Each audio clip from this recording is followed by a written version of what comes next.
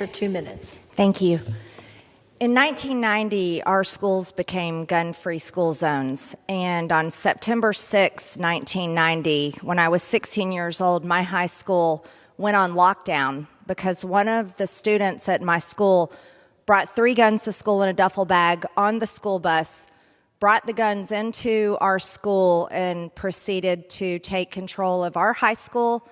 And he was the only person in the school that had guns. That's why that happened. There was no one to protect us that had a gun that day.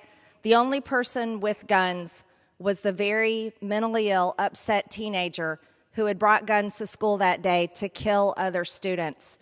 I know that fear. As a matter of fact, I think I'm the only member of Congress that that's actually happened to. And I'm also a mom. I've dropped off my kids at school for years, wondering, would this happen at my children's school? Would they face a terrible fate like the poor children in Uvalde? This should never happen to our children.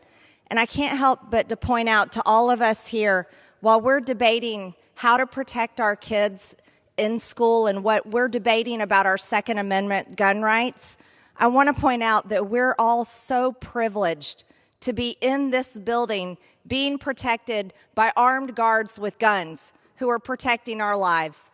And I find it shocking to me that this body of Congress won't do the same thing for children all over America in schools, because we know one thing works. We know that a gun is a tool, and it's a weapon that can be used to defend yourself or defend others, and we're all lucky enough to have that privilege. But our school children aren't. If we really want to be serious about protecting our kids here in America, we'll repeal the Gun-Free School Zones Act, and we will put into action real legislation that protects children everywhere, all over America in school, with good guys with guns, the same way we're being protected. I yield back.